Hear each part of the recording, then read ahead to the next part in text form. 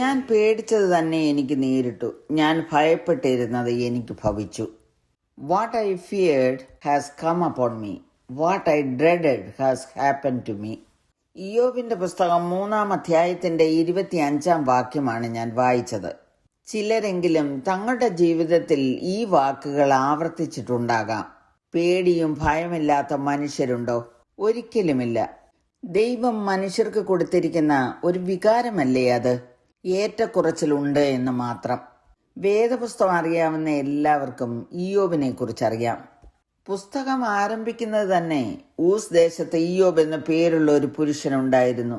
അവൻ നിഷ്കളങ്കനും നേരുള്ളവനും ദൈവഭക്തനും ദോഷം വിട്ടകലുന്നവനുമായിരുന്നു എന്ന് പറഞ്ഞുകൊണ്ടാണ്. ദൈവം ധാരാളം നന്മകൾ അദ്ദേഹത്തിന് കൊടുത്തിരുന്നു. മനോഹരമായ വീട്, ഭാര്യ, ബാല്യക്കാർ, പുത്രന്മാർ, പുത്രിമാർ, മൃഗസമ്പത്തുകൾ, ഇങ്ങനെ സകല പൂർവ്വ ദിഗ്വാസികളിലും മഹാനായാണ് അദ്ദേഹം ജീവിച്ചിരുന്നത്. തന്റെ കുടുംബത്തെയും കുഞ്ഞുങ്ങളെയും ഒക്കെ ദൈവഭക്തിയിൽ വളർത്തിയിരുന്ന ഒരു വ്യക്തിയായിരുന്നു ഇയ്യോബെന്ന് നമുക്ക് മനസ്സിലാക്കാൻ കഴിയും. തന്റെ മക്കളായ 7 പുത്രന്മാരും 3 പുത്രിമാരും അവരവരുടെ വീടുകളിൽ വിരുന്ന് കഴിക്കുകയും സന്തോഷിക്കുകയും ചെയ്യുന്നത് വേദപുസ്തകത്തിൽ എഴുതിയിരിക്കുന്നു. എത്ര അനുഗ്രഹിക്കപ്പെട്ട കുടുംബമാണെന്ന് ചിന്തിക്കുക. 133-ാം സങ്കീർത്തനത്തിൽ ദാവീദ് പറഞ്ഞിരിക്കുന്നത് ഇതാ, സഹോദരന്മാർ ഒത്തൊരുമിച്ച് വസിക്കുന്നത് എത്ര ശുഭവും എത്ര മനോഹരവുമാകുന്നു. ഈ മനോഹാരിത ഇയ്യോബിന്റെയും മക്കളുടെയും കുടുംബങ്ങളിൽ ഉണ്ടായിരുന്നു. ഇയ്യോബിന്റെ പുത്രിമാരെ വിവാഹം കഴിച്ച് അന്യ കുടുംബങ്ങളിലേക്ക് അയച്ചിരുന്നിരിക്കണം. എന്നിരുന്നാലും സഹോദരന്മാർ അവരെ വിരുന്നിന് ആളയച്ചു വിളിപ്പിക്കുമായിരുന്നു. ഇയ്യോബിനും ഭാര്യയ്ക്കും സന്തോഷിക്കുവാനുള്ള അവസരങ്ങൾ. ചെറുപ്പക്കാർ സന്തോഷത്തിൽ തിമിരാടുമ്പോഴാണല്ലോ പല പാപങ്ങളും ചെയ്യുവാൻ അവരെ പ്രേരിപ്പിക്കുന്നത്.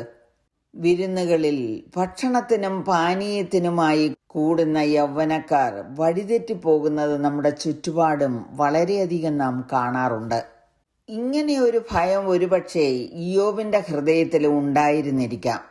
ദൈവഭക്തനായിരുന്ന ഇയ്യോബ് അതിനുവേണ്ടി എന്തായിരുന്നോ ചെയ്തതെന്ന് 1-ാം അധ്യായത്തിന്റെ 5-ാം വാക്യത്തിൽ എഴുതിയിരിക്കുന്നത് ഇങ്ങനെയാണ്: എന്നാൽ വിരുന്നുനാൾ വട്ടം തികയുമ്പോൾ ഇയ്യോബ് പക്ഷേ എന്റെ പുത്രന്മാർ പാപം ചെയ്ത് ദൈവത്തെ ഹൃദയം കൊണ്ട് ത്യജിച്ചു പോയിരിക്കും എന്ന് പറഞ്ഞ് ആളയച്ച് അവരെ വരുത്തി ശുദ്ധീകരിക്കുകയും രാവിലെ എഴുന്നേറ്റ് അവരുടെ സംഖ്യയ്ക്ക് ഒത്തവണ്ണം ഹോമയാഗങ്ങളെ കഴിക്കുകയും ചെയ്യും.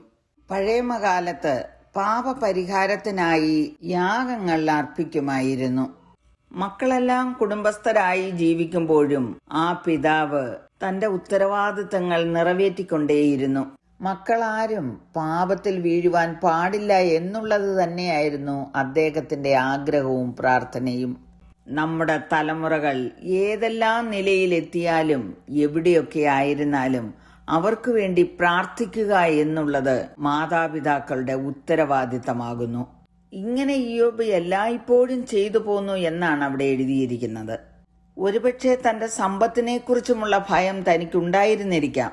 എന്ത് തന്നെയായാലും സാത്താൻ ഇത് മനസ്സിലാക്കിക്കൊണ്ടാകണം ദൈവത്തോട് ഇയ്യോബിനെ കുറിച്ച് വെല്ലുവിളിക്കുന്നത്.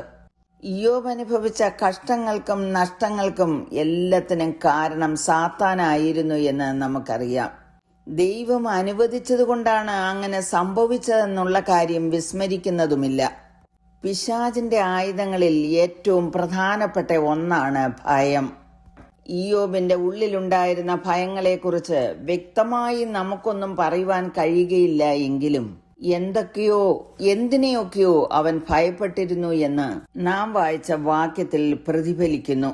ദൈവത്തിന്റെ പ്രീതിയും തനിക്ക് ലഭിച്ച അനുഗ്രഹങ്ങളും നഷ്ടപ്പെടുമോ എന്നുള്ള ആശങ്ക ഒരുപക്ഷെ ഉണ്ടായിരുന്നിരിക്കാം. തിരുവെഴുത്തിലുടനീളം ആവർത്തിച്ചു വരുന്ന ഒരു വിഷയമായ നഷ്ടത്തെയും കഷ്ടപ്പാടിനെയും ഭയപ്പെടുന്ന മനുഷ്യന്റെ അവസ്ഥയെ ഈ വികാരം പ്രതിധ്വനിപ്പിക്കുന്നു. സദൃശവാക്യങ്ങൾ 10:24 എഴുതിയിരിക്കുന്നത്, ദുഷ്ടൻ പേടിക്കുന്നത് തന്നെ അവന് ഭവിക്കും, നീതിമാന്മാരുടെ ആഗ്രഹമോ സാധിക്കും. ഒരു മനുഷ്യനിൽ ആദ്യം ഭയമുണ്ടാകുന്നത് അവന്റെ ബ്രെയിനിലാണ്. സാധാരണയായി ഒരു വ്യക്തിയെയോ സാഹചര്യത്തെയോ അഭിമുഖീകരിക്കുന്നതിനോ കണ്ടുമുട്ടുന്നതിനോ ഉള്ള തീവ്രമായ വിമുഖതയെ നമുക്ക് ഭയത്തോട് ബന്ധപ്പെടുത്തി ചിന്തിക്കാം. ഭയത്തെ നമുക്ക് 2 തരത്തിൽ കണക്കാക്കാവുന്നതാണ്: ആരോഗ്യകരമായ ഭയവും അനാരോഗ്യകമായ ഭയവും. ചില പ്രത്യേക സാഹചര്യങ്ങളിൽ മനുഷ്യന് ഭയമുണ്ടാകുന്നു. അത് ചില പ്രതിവിധികളിലൂടെ ഇല്ലാതെയായി പോകുന്നു. എന്നാൽ ചില ഭയങ്ങൾ മനുഷ്യനെ കീഴ്പ്പെടുത്തും. അതിനെക്കുറിച്ച് ധാരാളമായി ചിന്തിക്കുകയും വിശകലനം ചെയ്യുകയും നെഗറ്റീവ് തോട്ട്സിനെ നമ്മുടെ ഉള്ളിലേക്ക് ചെലുത്തുകയും ഒക്കെ ചെയ്യുമ്പോഴാണ് ഈ ഭയം നമ്മെ കീഴ്പ്പെടുത്തുന്നത്. ഭയം കീഴ്പ്പെടുത്തുമ്പോൾ നിരാശയിലേക്കും ഡിപ്രഷനിലേക്കുമൊക്കെ കൊണ്ടെത്തിക്കും. ഭയത്തെ പുറത്താക്കുവാനുള്ള നിരവധി വാഗ്ദത്തങ്ങൾ തിരുവെഴുത്തുകൾ നമുക്ക് നൽകുന്നുണ്ട്. ഇയ്യോബിന്റെ ചരിത്രവും അതുതന്നെയാണ് നമ്മെ പഠിപ്പിക്കുന്നത്. ഇയ്യോബിന്റെ 10 മക്കളും അവനുള്ള സകലതും നഷ്ടമായിട്ടും അദ്ദേഹത്തിന്റെ പ്രതികരണം 1-ാം അധ്യായത്തിന്റെ 21-22 വാക്യങ്ങളിൽ എഴുതിയിരിക്കുന്നത്, നഗ്നനായി ഞാൻ എൻ്റെ അമ്മയുടെ ഗർഭത്തിൽ നിന്ന് പുറപ്പെട്ടു വന്നു, നഗ്നനായി തന്നെ മടങ്ങിപ്പോകും. യഹോവ തന്നു, യഹോവ എടുത്തു, യഹോവയുടെ നാമം വാഴ്ത്തപ്പെടുമാറാകട്ടെ എന്ന് പറഞ്ഞു. ഇതിലൊന്നിലും ഇയ്യോബ് പാപം ചെയ്യുകയോ ദൈവത്തിന് ഭോഷത്വം ആരോപിക്കുകയോ ചെയ്തില്ല. 42-ാം അധ്യായത്തിൽ വരുമ്പോൾ ഇയ്യോബ് ദൈവത്തോട് പറയുന്നത്, നിനക്ക് സകലവും കഴിയുമെന്നും നിന്റെ ഉദ്ദേശമൊന്നും അസാധ്യമല്ലെന്നും ഞാൻ അറിയുന്നു.